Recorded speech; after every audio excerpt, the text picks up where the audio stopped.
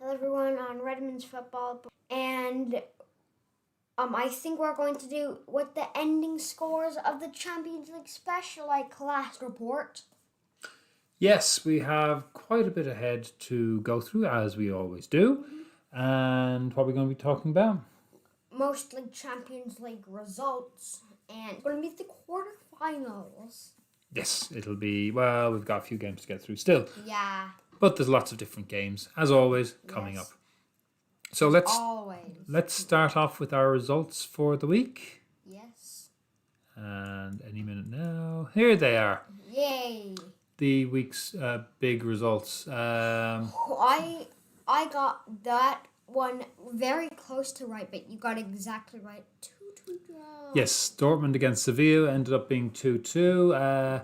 The other game, there was a few different games. There's lots of Champions League. Women's Champions League, we had Atletico Madrid against Chelsea. That ended up being a 1-1 draw.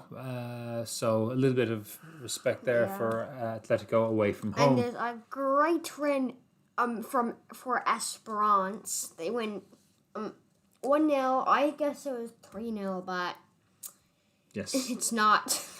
Al Ittihad beat Al Shabab 2-1, which changes the complexion for Al Shabab. They're not as easy a walk through there. Motagua beat CD Marathon yet again. Motagua really have the hex on them at the moment. And Guarani earlier on this morning lost at home in Paraguay to Atlético Nacional. I got that exactly right. Well done. From Colombia. In the other Copa Libertadores game, Unión Español beat Independiente del Valle in the first leg of their playoff. All to play for there, certainly. I think Atletico are through in the other one.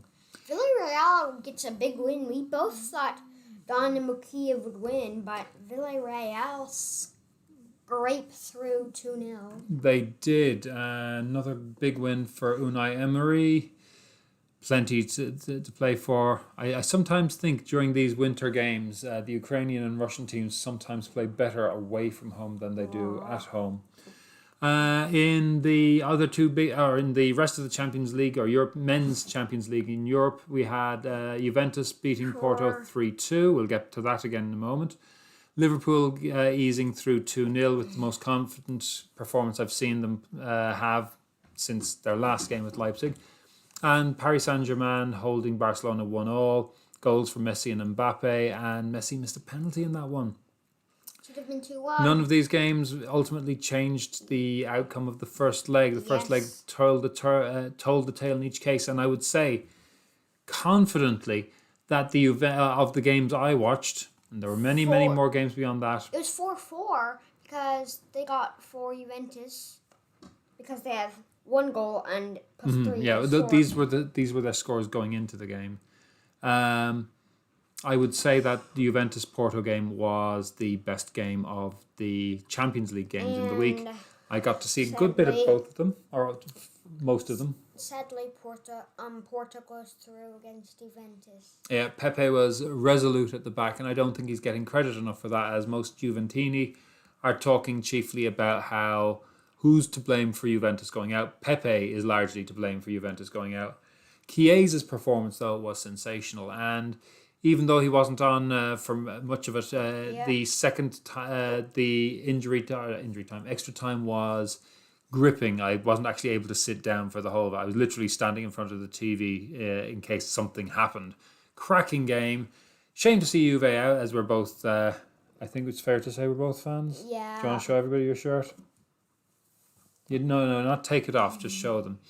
But Chiesa played extremely well, and I think that should be remembered by all. Chiesa's having a great season so far, but Porto did what they needed. Yeah, and he's also a substitute to Dybala, and Dybala's still injured, yes.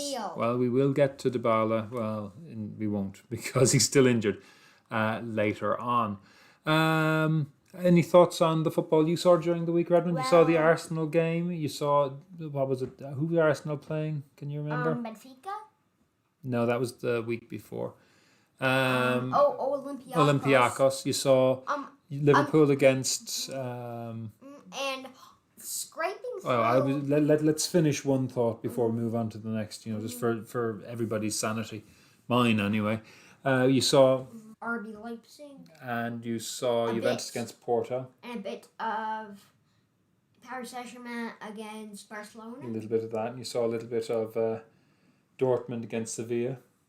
I don't remember that. No, you don't. And you saw a little bit of whoever Roma were playing. Get those dirty toes down. I don't remember. I think it was... I can't remember their name. No, you can't. And Olympiacos actually lost 2-1 against Arsenal. A great scraping through game. I think that's the second game. It should have been the second game of the week, but... Possibly. And also, arguably. Well, it's the first leg there, so there's more to come. Before we get to our scores, like the video, hit the bell, and subscribe. And also, tell the teams you like. So you could actually comment down below your favorite team and get it into the football report, literally. Isn't that... You can literally get it into the football report. It's one all day true. or maybe even 2. Isn't that really cool? Mm-hmm. I'm changing. Right, well, we'll carry on and we'll start looking at previews. And we've got 11 games to look at this week. No Juventus women, they don't seem to be playing till the 20th. Not many women's games knocking around, but we found an absolute choice one, and I picked one for one of my picks. So we'll start off with the probably biggest women's game of the weekend, and I would say arguably this. Please just sit easy, sit back, relax, sit back, don't tap the table. Yeah, we'll have to cut that elbow off now. No. Life without an elbow will be interesting. Yes, we're topping and tailing the show with what I think are the biggest games of the week. And we start with women's football, and we look at Olympique Lyonnais in France's Division 1, playing PSG, Paris Saint-Germain, the women's teams, obviously. These have been the two biggest teams for a while, and there's no surprise that this is first against second. The big surprise is that Paris Saint-Germain are the team in first at the moment. Olympique Lyonnais have had one defeat, and that away to Bordeaux, and that's the only points they've dropped. So it's 42 playing 43 points on the table. They're, as well as being the two biggest teams in France, they are definitely the best financially supported by their owners. The only teams that are coming close, I think, are probably Manchester City. And LOL? These, LOL is one of them. Olympique Lyonnais. Sit back. Lyonnais actually won the last Women's Champions League. And they played PSG in the final of that. And they won. How much goals? I think it was something like 1-0. It wasn't a great game, but, finals seldom are. PSG have won, in the last 8 games between the two, PSG have won once. I think it was 3 draws, a win, and then 4 wins to Lyonnais. But OL have lost the last match, the game played in Paris. Paris Saint-Germain have that on their side, plus that point advantage. Redmond, what do you think is going to be the score in the game? Well, I think it's going to be a quite good game. Olympiacos can't do it. Olympiacos can do nothing because they're not playing the game. It's OL. LOL doesn't do much but getting 0 goals, and PSG finds the win 2-0. Okay, it feels like Mystic Meg here is giving predictions. I'm going to be more mundane and go for 3-1 win to OL. They have the expertise, they have the technology, they've done this before. This is where you grind out your league wins. And having lost earlier, the fact that Paris Saint-Germain dropped points to Bordeaux could be the doorway that L'OL need to get through this. Sticking with women's football, we're going to Denmark now. Yeah, Denmark. I know we haven't done that before. Fortuna, and the pronunciation here will be dreadful, Hjørring, are playing HB Køge. I could be terribly wrong with those pronunciations. I'm not sure. Yeah, please comment on that. This is basically Hjørring in third place, 4 points behind. I can't even think of their names now. Køge. Hjørring are a big team. They have been first or second every year since 2002. And Brøndby has been second or first every year since 2002. So you can do the maths there. Brøndby are currently second. Køge are first, 4 points ahead of Hjørring. Køge were only promoted this past year, and they've basically been unstoppable. They've lost a couple of games, but everybody clearly has lost a couple of games. This could be the breaking of the stranglehold. I don't know. Redmond. And this is one of my picks for the week. I got 2 this week. What do you think the score is going to be? No. Well, I'm going to dream, and I dare to dream that it'll be Fortuna Hjørring 1, Køge 2, and the stranglehold finally broken in Denmark. That's my thoughts. Fingers out of nose, carrying on to Argentina now. Professional of Argentina. It's interesting this year. I was looking it up in a little bit more detail. This is basically a filler tournament in the absence of a proper league tournament proper. There are 26 teams currently in the top division. Most of them have a sort of a local rival or something like that. So they've been split into 2 groups of 13, each group having however many games. Each group everybody playing each other once. And for those in-between games, you play your local rival or your big rival or whoever's left. So, for instance, Colón are Colón de Santa Fe, and they play Unión de Santa Fe in their spare game. Estudiantes are who they're playing in this one. Estudiantes against Colón. Estudiantes in their group are currently second, and Colón is amazingly first. This is only after 4 games, 4 of presumably 13 games. It's 10 points against 12, so you can see it's really early, but it's nice to be able to talk about Colón. Now, Estudiantes are a massive team. They've won the Champions League, the Copa Libertadores 7 times. Contrast this with Colón, who have been in continental action 3 times, each in a different cup. I think it was the Copa Conmebol, the Copa Sudamericana, and the Copa Libertadores.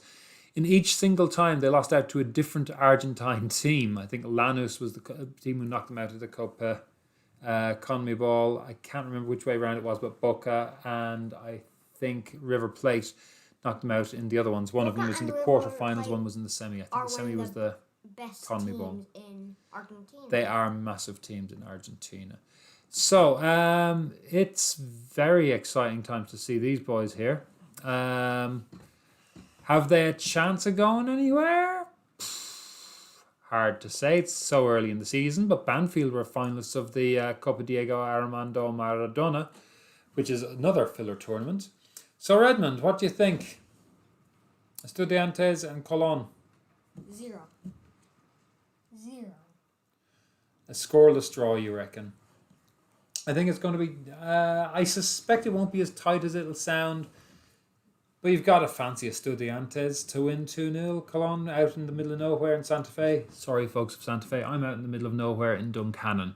So I feel your pain in your city that's probably bigger than almost every other city in Ireland other than Dublin. Yeah, I think Estudiantes will win this one. We'll come back across the Atlantic now, and we're going to go to see Enugu Rangers, or Rangers International as they're sometimes called. It's their actual name. Playing against Adamawa United. God, that took longer than it should have. In the Nigerian Professional Football League. This is a clash of the not in any way giants. We have after I can't remember how many games now, but we have second playing 20th, 24 points to Enugu Rangers, whereas Adamawa have only 10. Now, Enugu are one of Nigeria's big teams. They're one of the 3 oldest teams in the country. Won the league 7 times, not since 2016 though. Won the CAF Cup Winners' Cup in 1977. So they've got their history. Adamawa have very little on Wikipedia. They're the most isolated. They're actually the most isolated team in the Nigerian Professional League in the extreme east of the country, and they appear, from what I can tell, to have no team in the same league as them within several hundred miles. But they bought the spot in the division back from the team that was meant to be promoted. So before we get romantic about them, let's just remember that. Adamawa have better form at the moment. They've had 2 wins, 2 draws and a loss, whereas Enugu have 2 wins, 1 draw and 2 losses. So there's little in it in terms of form at the moment. Redmond, Enugu Rangers against Adamawa United. Enugu Rangers 1. Adamawa United 2. Okay. I personally think it's going to be a fairly dull draw. Enugu need to get back on track. Adamawa badly need the points, bottom of the table as they are. 1-1 draw. That's what it screams to me. Let's have a look at some of Redmond's picks for the week. We're going to start with Barcelona against Huesca. I'm SD Huesca. Yeah, it's 3rd against 14th. Hang on, I've got the wrong thing here. Let me see. Yeah, it's 3rd against... I think this is inaccurate. Oh, I see what happened now. Oops. All me details are from another thing. Swept away. I wonder how this happened. Let's see. Sorry, folks. Yeah, either way, Huesca aren't doing great. Barcelona have been doing better. They have not been... The rumours of Barcelona's death are much exaggerated. They're not playing great. This is not classic Barcelona. This is not the Barcelona we've been raving about up until maybe 2018, 2019 for about 10 years. But they're still getting the wins. They're still 2nd in the table. They have a game in hand on Atletico and on Real. I think they're... Is it behind Atletico? Either way, they're still in the league title hunt, especially as Atletico are stuttering and Barca and Real have not really got it together. They've come out of the latest rut. The Paris Saint-Germain game seems to have been an aberration, although, you know, they certainly looked like they were the better team to me on Tuesday night. So Huesca, oh God, Huesca are not up to much. Redmond, thoughts on this game? 2-0 Barcelona. They're not playing like classic Barcelona. Mm-hmm. I'm going to go with 4. I think there's a backlash coming. New president wanting to be showed off for. I know PK was missing on in the midweek, and that was a significant blow to them. I fancy Barcelona to really pull a blowout here. Moving on to other supposedly underperforming teams. All Redmond's teams are theoretically underperforming. Wolverhampton Wanderers play Liverpool FC. This is 12th against 8th with 8 points between the two. Liverpool are currently in 6th or 7th, I think. Oh my God! They're 8th. Well. They're not doing well, but they're 8 points ahead of Wolves, but they're only 7 points behind Chelsea in 4th. Champions League is feasible. Liverpool have not been showing that form. The arguments are all that Liverpool need their 2 central defenders back. They don't talk about the injury list any more than that because we always do. Hopefully they can get back their players. Mm-hmm. And that means they'll strike back again. Yeah. Well, Liverpool haven't lost a league game between these two teams since 2010. Although they've lost in the cup to them twice. Wolves have been pretty inconsistent. They haven't won a game in 3 and they lost to Southampton at home before that. Redmond, what do you think the score is going to be? 0 Wolves, 2 Liverpool. So 2-0 to Liverpool in Wolves' ground. I'm going to go for a 2-1 win to Liverpool. I think they're going to start getting the things back on track. They need to, even if they just want to do well in the Champions League, in my opinion. Okay, down to the last 4 games, and Redmond's last pick of the day is Cagliari against Juventus, 17th against 3rd in the Serie A table. Juventus are 10 points behind Inter with a game in hand. They're 4 points behind Milan, also with a game in hand. 2 points ahead of Roma, who are back up to 4th, and 3 ahead of Atalanta, who are in 5th. Cagliari are in big trouble, 2 points outside of the above the relegation zone, but they've only gotten 7 points in their last 3 But that's because they've gotten 7 points in their last 3 games. Prior to that, they'd 1 draw in 11, or 1 point in 10 league games. Redmond, thoughts? Cagliari, Juventus, halves against stripes. Halves against stripes. Cagliari play in a halved shirt. Okay, halves 1, stripes 3. Okay, 3-1 win. I see Juventus scoring like Redmond does. I also see Juventus conceding like Redmond does, because it's just a mixed up mess. I don't think Juventus are nearly as bad as they looked, as they feel like they are. I think they're going to deserve to win this game. I think they're going to concede something stupidly, but I think they're going to hit well, and I suspect we're going to see Pinaldo hat-trick. Ronaldo, you mean? No, I mean Pinaldo. And I'm not going to be swearing, so I feel like I'm limited in what I can do. And he also... This is one of my... is born in Ireland. I bet all these games is now going to choose is like Irish Yes, teams. I should be removing all other continents from this because we'll be talking about Irish teams. This is the Irish President's Cup. Our president, formerly, well, I mean, it was always the President's Cup, our Super Cup between the Cup winners and the League winners, where they are not the same team. Rovers won the League and the League Cup, and Dundalk won the Cup. The only game that Rovers were beaten in this year, and God, I was relieved at that. It's the President's Cup since the 1930s, I think, when we created the role of president. And our president at the moment is a guy called Michael D. Higgins, who's great. He's a poet. He's a former college professor. He is a man of both prudence and policy. And he's also a poet, as well as being a former president of League of Ireland club Galway United, I think. I'll say he's a poet again. Lovely guy. Lots of... He has... People on both sides of the aisle have time for him. And also he's a very old man. He looks much older than he is. How old is he? President for life until, we get another good one, which seems to happen with our presidents. Dundalk have had a weird management change during the week where the guy who was appointed manager during the summer is now officially a coach. And the guy who's hired as a coach is now officially the manager because he's got the badges. Yeah. He's got the official qualifications. Whereas the Italian guy that the American firm that owns Dundalk brought in still does not have those badges, which is kind of sketchy. So he's going to be sitting in the dugout. He's officially not the manager, but he's apparently the manager. Except he's not.